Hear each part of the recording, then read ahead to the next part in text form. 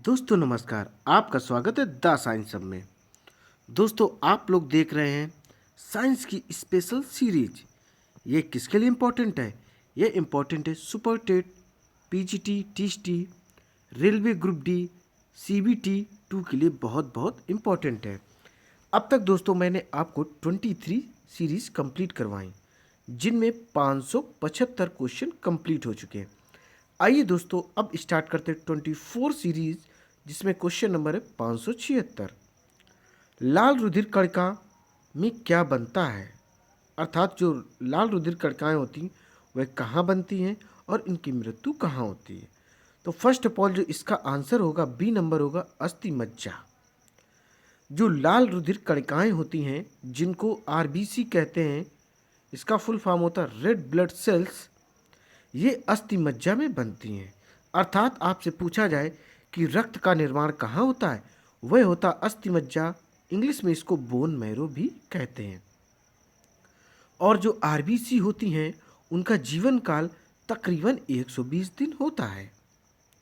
इनकी मृत्यु कहाँ होती? यह होती स्प्लीन अर्थात प्लीहा में। प्लीहा एक हिंदी वर्ड है, स्प्लीन इसका इंग्लिश वर्जन है। तो लाल रुधिर कणिकाएं कहाँ बनती? ये बनती हैं बोन मैरो अर्थात अस्थि मज्जा में। इनकी मृत्यु स्प्लीन होती है अर्थात प्लीहा। यह इनका क्या शमशान घाट भी कहलाता है। आइए दोस्तों अब देखते हैं क्वेश्चन नंबर 577। लाल रक्त का आकार कैसा होता है? जो अपनी रेड ब्लड सेल्स होती हैं, लाल रुधिर कणिकाएं होती हैं, और हम आपको बताते हैं जो रक्त रेड होता है वो किसकी वजह से होता है? वह होता है हीमोग्लोबिन की वजह से। अपने रक्त में कौन सा मेटल्स पाया जाता है, कौन सा पोषक तत्व पाया जाता है? वह होता है आयरन, जिसको हिंदी में लोहा कहते हैं। तो जो लाल रक्त कणिकाएं होती उनका आकार कैसा होता? इसका आंसर डी नंबर हो जाएगा उभय अवतल। कैसी होती? उभय अवतल की लाल रक्त कणिकाएं होती हैं। अब देखेंगे क्वेश्चन नंबर 578। निम्नलिखित में से कौन सा मानव रक्त का घटक नहीं है? अर्थात इनमें में से कौन सा ऐसा घटक है जो ह्यूमन ब्लड में नहीं पाया जाता है? तो दोस्तों इसका आंसर हो जाएगा ए नंबर डीएनए। क्या है जो मानव रक्त में नहीं पाया जाता? डीएनए। डीएनए का फुल फॉर्म होता है डीऑक्सी राइबो न्यूक्लिक एसिड। यह एक जेनेटिक मटेरियल होता है अर्थात आनुवांशिक पदार्थ होता है। डीएनए के माध्यम से ये बात क्लियर हो जाती है कि इस संतान के पिता कौन है या इस पिता की संतान कौन है। डीएनए फिंगरप्रिंटिंग का आपराधिक कार्यों में भी प्रयोग किया जाता है। अर्थात इसमें वेरीफाई करने के लिए भी क्लियर किया जाता है कौन व्यक्ति अपराधी है कौन नहीं है।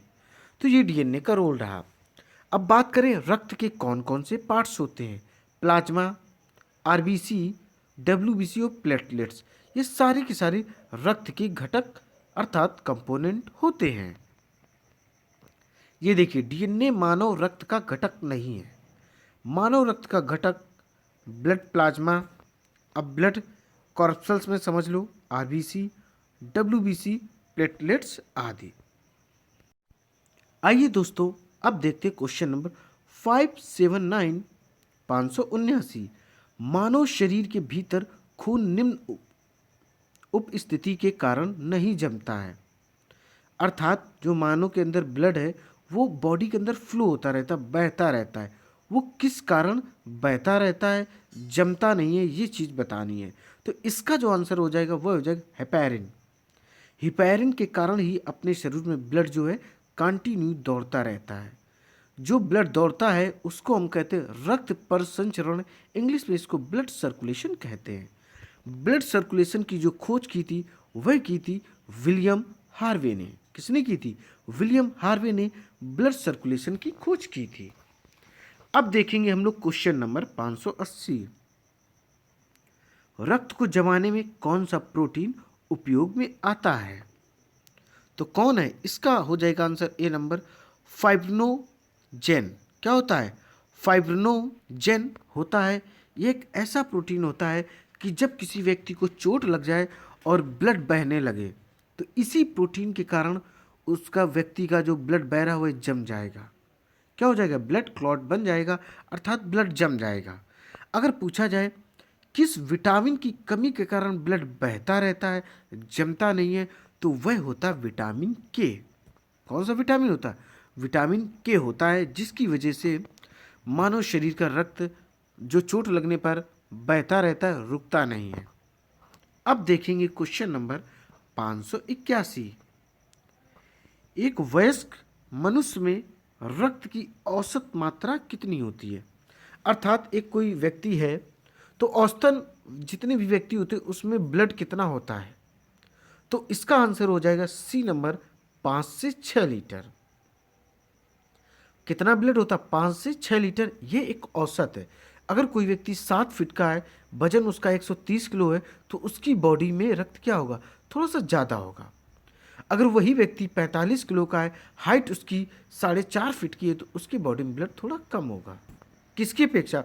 उस लंबे वाले व्यक्ति की अपेक्षा। और हमारे शरीर में जो भार होता है उसका 7% रक्त पाया जाता है। जैसे कोई व्यक्ति का वजन 70 किलो है, तो उसके शरीर में कितना क्या होगा? पानी होगा। कितना क्या उसके अंदर होगा? देखिए, जब 7% आप निकाल देंगे तो 93 क्या हो जाएगा? वाटर हो जाएगा। क्या हो जाएगा? 93 उसके शरीर में क्या हो जाएगा? वाटर हो जाएगा। तो इस तरीके से आप वेरीफाई दोस्तों कर सकते हैं। अगर दोस्तों किसी भी व्यक्ति का वेट वजन 70 किलो है, तो उसके शरीर में कितना रक्त होगा? तो इसका आप 7% निकाल लें, तो तकरीबन जो आंसर आ जाएगा 4.9 लीटर उसके शरीर में रक्त हो जाएगा। बाकी क्या हो जाएगा? बाकी उसके शरीर में जो मसल्स हैं, बोन्स हैं, उनका वेट हो जाएगा। आइए दोस्तों, अब देखते हैं क्वेश्चन नंबर 582। रुधिर अणु का कितने प्रतिशत लाल रक्त कणिकाएं होती हैं? तो इसका आंसर हो जाएगा सी नंबर, 90%। रुधिर अणु जो होते हैं, रक्त अणु होते हैं, उसमें लाल रक्त कणिकाएं कितनी होती? वह 90% होती। बाकी शेष क्या हो जाएगा? 10% में अदर चीज़ें 2 कंपोनेंट हो जाएंगे, जो कि मैंने आपको बताए हैं। अब देखेंगे क्वेश्चन नंबर 583। सामान्य व्यक्ति में 100 मिलीलीटर रक्त में कोलेस्ट्रॉल स्तर किसके बीच रहता है? तो इसका आंसर हो जाएगा सी नंबर, आंसर हो जाएगा 100 से 150 मिलीग्राम। कितना? 100 से 150 मिलीग्राम होता है। सामान्य, इसका डिस्क्रिप्शन समझ ले आप लोग। सामान्य व्यक्ति में 100 मिलीलीटर रक्त में कोलेस्ट्रॉल स्तर जो होता है वह 100 से 150 किलोग्राम तक होता है। कितना होता है? मिलीग्राम तक होता है दोस्तों। ठीक है, आइए दोस्तों अब आगे देखते हैं। थोड़ा सा मिसप्रिंट है, आगे देखिए। 584। निम्न में से किस पदार्थ को लगाने से रक्त का बहना रुक जाता है? तो इसका आंसर हो जाएगा सी नंबर, फेरिक क्लोराइड। अगर किसी व्यक्ति की चोट लग जाए और ब्लड बह रहा है, उसमें अगर फेरिक क्लोराइड लगाया जाए तो उसके रक्त का जो बहना है वह बंद हो जाएगा।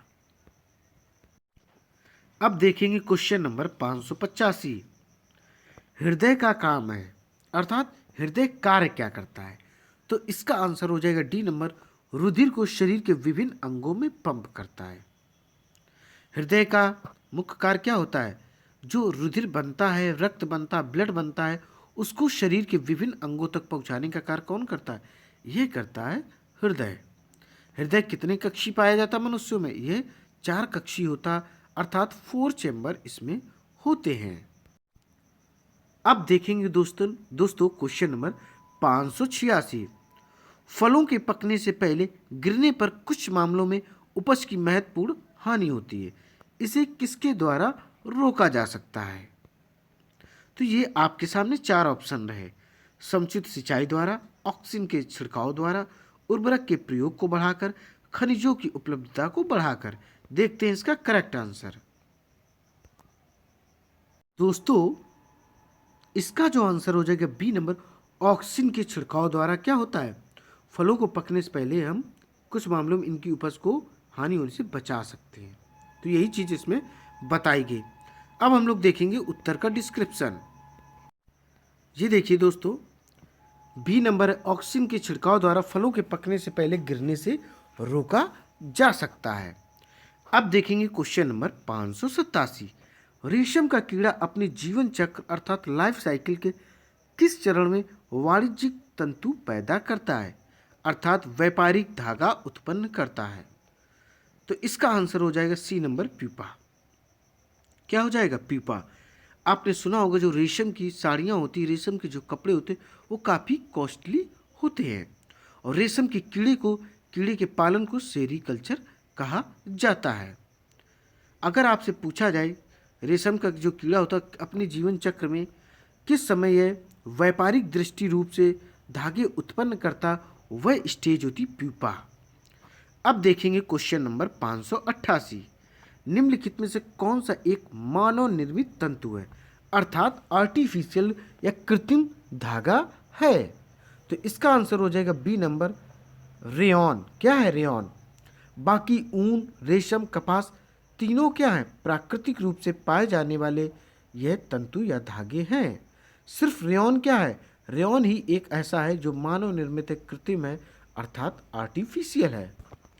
अब देखेंगे क्वेश्चन नंबर 589। 589 वर्मी कंपोस्ट अर्थात खाद किस तरह की खाद है? तो इसका आंसर हो जाएगा सी नंबर केचुए द्वारा उत्पादित जैविक खाद है। क्या है? केचुए द्वारा यह एक उत्पादित खाद है। और केचुआ क्या होता है? यह किसानों का मित्र है। अर्थात पूछा जाए किसान का मित्र कौन होता है? केचुआ होता है। यह भूमि को पोला कर देता है। आइए दोस्तों अब देखते हैं क्वेश्चन नंबर 590। उर्वरकों में यह तत्व अनुपस्थित होता है अर्थात कौन सा तत्व अनुपस्थित होता है? इसका आंसर सी हो जाएगा क्लोरीन। फसलों में क्या एब्सेंट होता है? वह क्लोरीन एब्सेंट होता है। बाकी नाइट्रोजन होता है, हाइड्रोजन, फास्फोरस सभी के सभी तत्व उपस्थित होते हैं, बट जो क्लोरीन है वह उपस्थित नहीं होता। हम आपको बता दें कि जो नाइट्रोजन है वह वातावरण में 78% उपस्थित होता है। नाइट्रोजन स्त्रीकरण का कार्य कौन करता है? वह राइजोबियम करता है। आइए दोस्तों अब देखेंगे क्वेश्चन नंबर 591 नंबर। बीज की बुआई के समय सामान्यतः निम्नयुक्त उर्वरक का उपयोग किया जाता है। इसका आंसर हो जाएगा ए नंबर नाइट्रेट। बीज की बुआई के समय सामान्यतः नाइट्रेट उर्वरक का उपयोग किया जाता है। आइए दोस्तों अब देखते हैं क्वेश्चन नंबर 592। हर्बेरियम क्या है? तो यह है, इसका आंसर ए नंबर हो जाएगा सूखे रूप में जड़ी बूटियों का संग्रह करना हर्बेरियम कहलाता है। आपको याद होगा जिन लोगों ने 12th में बायोलॉजी ली होगी तो 12th में एक हर्बेरियम फाइल बनती है। उसमें क्या होता है? जो हम फूल पत्तियां तोड़ते हैं, सुखाते हैं, उसको चिपकाते हैं, उसका हम नाम लिखते हैं, बॉटनिकल नाम लिखते हैं और इंग्लिश नेम लिखते हैं, कहाँ से उसको कलेक्ट किया है वो भी लिखते हैं और वो किस फैमिली से बिलोंग करता ये भी चीज़ हम लिखते हैं। तो हर्बेरियम का अर्थ यही होता है कि जो सूखे रूप से जड़ी बूटियाँ हों उनको हम सुरक्षित रखते हैं, जैसा कि आप लोगों ने 12th में फाइल भी बनाई होगी। अब देखिए आंसर इसका ए नंबर है। सूखे रूप में जड़ी बूटियों का संग्रह करने को ही हर्बेरियम कहा जाता है। अब देखेंगे क्वेश्चन नंबर 593। निम्नलिखित में से कौन सा मांस पक्षी पौधा है? तो आप देख रहे हैं 4 ऑप्शन दिए गए हैं, हिबिस्कस, बटरवर्ट, पोम्पी, मिमोसा। तो दोस्तों इसका आंसर हो जाएगा बी नंबर बटरवर्ट। ऐसा कौन सा पौधा है जो मांस भक्षी है? वह बटरवर्ट होता है। देखिए इसके आंसर को, तो बी नंबर आंसर है। ब्लैडर वर्ट जो होता है इसको यूट्रिकुलेरिया भी कहते हैं। ये कीट भक्षी पौधा है, ये जली होता है। कैसा होता है? ये जल में पाए जाने वाला होता है। वैसे पौधे जिनमें नाइट्रोजन की कमी होती है, अर्थात किन पौधों की हम लोग चर्चा कर रहे हैं? वो पौधे जिसमें नाइट्रोजन की कमी होती है, वे कीटों का भक्षण कर नाइट्रोजन की पूर्ति करते हैं। तो नाइट्रोजन कैसे प्राप्त करते? कीट पतंगा को ये खाकर नाइट्रोजन की अपने अंदर पूर्ति करते हैं। इस प्रकार के पौधे में हाइड्रोलिक एंजाइम पाया जाता है जिससे कीट का पाचन होता है। जैसे एग्जाम्पल आप लोग देख लो, पिचर प्लांट या नेफेंथिस होता है, जिसे कलश का पौधा भी कहते हैं। पिचर प्लांट को इंग्लिश में हम लोग कहते घटपर्णी, क्या कहते, घटपर्णी भी कहते हैं। अब देखेंगे क्वेश्चन नंबर 594। सर्पदंश का प्रभाव शरीर के किस अंग पर सबसे पहले होता है? तो इसका आंसर हो जाएगा सी नंबर, तंत्रिका तंत्र। जब किसी व्यक्ति को सांप काटता है, डसता है, तो उसका जो सबसे पहले शरीर का भाग कौन सा प्रभावित होता है? तंत्रिका तंत्र, जिसको इंग्लिश में नर्वस सिस्टम कहते हैं। आइए दोस्तों, अब देखेंगे 595 नंबर। इसमें में से कौन सबसे कम आग पकड़ने में प्रवृत्त है? अर्थात सबसे कम आग किसमें लगती है? डी नंबर है वह सूती। बाकी आप जितने तीनों देख पा रहे हैं, सभी में आग बहुत तेजी से पकड़ती है। इनमें क्या होता है? कुछ ना कुछ थोड़ी प्लास्टिक की मिलावट होती है। तीनों की तीनों क्या है? आप लोग जो तीन ऑप्शन देख रहे हैं, टेरिकॉट, रेयॉन, नायलॉन, तीनों को तीनों कृत्रिम है, मानव के द्वारा बनाए हुए कपड़े या धागे होते हैं। ये आर्टिफिशियल है। सूत क्या है? ये एक तरीके से हमें प्राकृतिक रूप से प्राप्त होने वाला है और ये आग को बहुत कम पकड़ता है। बाकी नायलॉन, टेरिकॉट, रेयॉन, जब कोई व्यक्ति इन कपड़ों को पहनता है, अगर आग लग जाए तो ये नायलॉन, टेरिकॉट, रेयॉन उस व्यक्ति या मनुष्य की त्वचा में चिपक जाते, अंदर तक चले जाते और जलने पर बहुत अधिक पीड़ा देते हैं। अब देखेंगे क्वेश्चन नंबर 596।